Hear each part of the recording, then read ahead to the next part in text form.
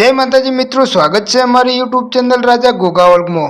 અને હું સિદ્ધરાજ તમને મારા પાટણમાં બેસાડવા માંગુ છું। અને ત્યારે માં સધી બોલ્યા કે સિદ્ધરાજ પેલા મને સિંધ મલકમાં જવા દે અને ત્યાં હું મારા અમીરને આ મારી 250 ભેંસો આપી દઉં અને એને મને મેના મારેલા એ મેના ભાગી અને હું પાછી પાટણમાં આવું છું। અને આટલું કહી અને સધીમાં પાટણમાંથી અમીરની 250 ભેંસો લઈ અને સિંધ મલકનો માર્ગ લીધો અને આમ કરતા કરતા સિંધમાં આવ્યા અને 250 ભેંસો અમીરને પાછી સોંપી અને કહ્યું કે હે અમીર, તારું અને કકુનું મેનું મને ખૂબ લાગી આવ્યું છે અને એ વાતનું મને ખૂબ દુઃખ છે, એટલે આજથી હું સિંધ મલક મૂકી અને સિદ્ધરાજ સોલંકીના રજવાડા પાટણમાં જાઉં છું। અને આમ અમીરથી રિસાઈ અને સધીમાં પાછા ગુજરાતના પાટણમાં આવ્યા અને ત્યારે પાટણમાં સિદ્ધરાજ સોલંકી નિંદ્રામાં અધીન બનેલા હતા। ત્યારે સિદ્ધરાજ સોલંકીના સપને જઈ અને મારી સધીએ ટવકો કર્યો કે સિદ્ધરાજ જાગો છો કે પછી સુતેલા છો? હા માડી, બોલો કે સાંભળ સિદ્ધરાજ, સવાર વહેલા વાગતા ઢોલે મને પાટણની રાણકી વાવે બેસાડજે અને હે સિદ્ધરાજ, જો તું મને એકવાર આ રાણકી વાવે બેસાડ અને જો તારું નામ જગતના ચોપડે જો સોના રૂપાના આંકડે ના પાડી દઉં ને એ તો મને સંધના વાજાની સધીને ઓળખે કોણ? અને આમ સિંધમાંથી રિસાઈ અને માતાજી સધી પાટણમાં આવ્યા અને આટલું કહેવાની સાથે તો સિદ્ધરાજે હવન કરી અને માતાજીને પ્રસન્ન કર્યા અને 3200 ધૂપ કરી અને માતાજીની સ્થાપના કરાવી અને માતાજીનો અખંડ દીવો શરૂ કર્યો અને આમ સધી માતાજી પાટણની રાણકી વાવે બેઠા એટલે સોજા ગામના વીરભન રાવણને ખબર પડી કે સધી માતા સિંધમાંથી રિસાઈ અને પાટણની રાણકી વાવમાં આવીને બેઠા છે।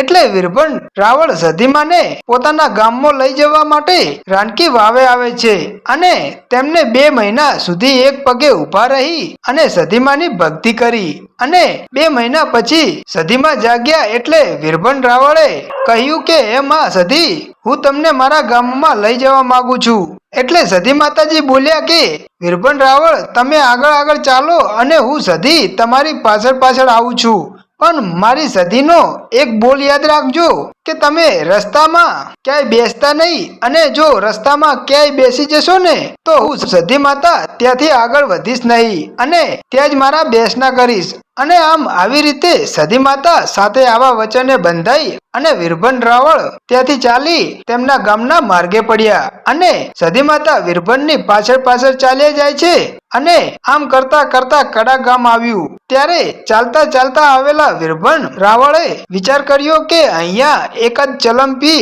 અને થોડોક થાક ખાઈ અને પછી આગળ વધું અને આમ વીરભન રાવળે એક સૂકા રાનના થડના નીચે ભૂલથી બેસી ગયા અને ત્યાં જ થાકના કારણે સૂઈ ગયા। પણ ત્યાં તો આકાશમાંથી આકાશવાણી થઈ કે હે વીરભન, હવે હું અહીંયાથી આગળ ગામમાં નહીં આવું। અને ત્યારે વીરભન રાવળ કહે છે કે પણ મારી કેમ?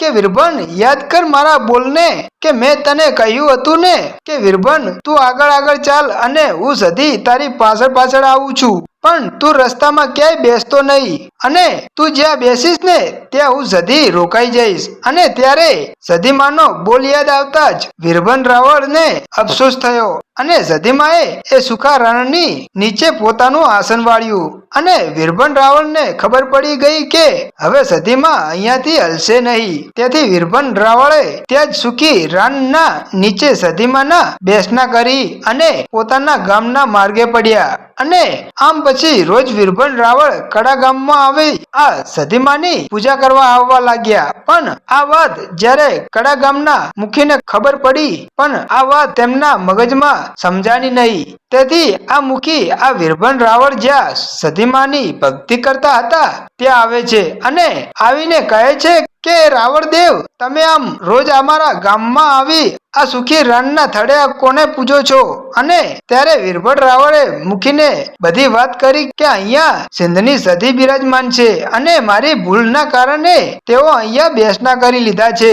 અને ત્યારે મુખી બાપા કહે છે કે રાવળ દેવ, તમે જો સાચું કહેતા હોય તો મારી વાત સાંભળો અને આજે મારે 50 વર્ષ થયા છે અને આજે 50-50 વર્ષના વાના વહી ગયા તો પણ હું સંતાન સુખ માટે તડપી રહ્યો છું. તો હે રાવણદેવ, જો તમારી પાછળ જો પાટણથી અહીં કડા સુધી જો સતી માતા આવી હોય ને તો સતી માતાજીને કહો કે મને એક દીકરો આપે. અને આમ મુખી બાબાની આટલી અરજી સાંભળતાની સાથે તો ત્યાં વીરભણ રાવણને મારી સિંધની સદી સોળે કળાએ ધૂણવા ઉતરી અને કહ્યું કે હે મુખી, આજથી માંડી 9 મહિના અને 13મા દિવસે તારી પત્નીને જો દૂધ ફેન જેવો દીકરો આપું ને તો એમ માનજે કે હું આજની વેળાએ એક વીરભણ રાવણની સદી બોલી હતી બાપ.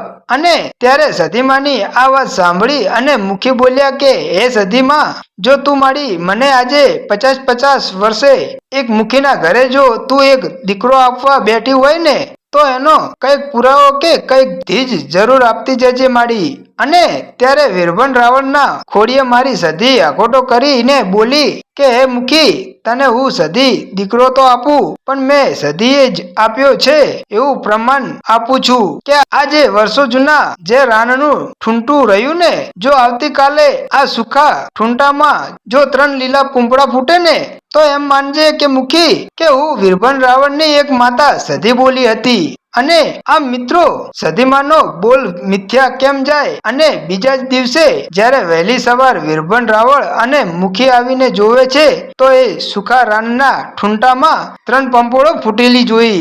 અને પછી તો મુખી બાપાને પણ આ સધીમા ઉપર પૂરેપૂરો વિશ્વાસ બંધાઈ ગયો. અને પછી તો સધીમાએ પોતાના કહ્યા પ્રમાણે કડાના મુખીને દીકરો આપી અને કડાના પંથકમાં જ નહીં પરંતુ દુનિયામાં ડંકો વગાડ્યો.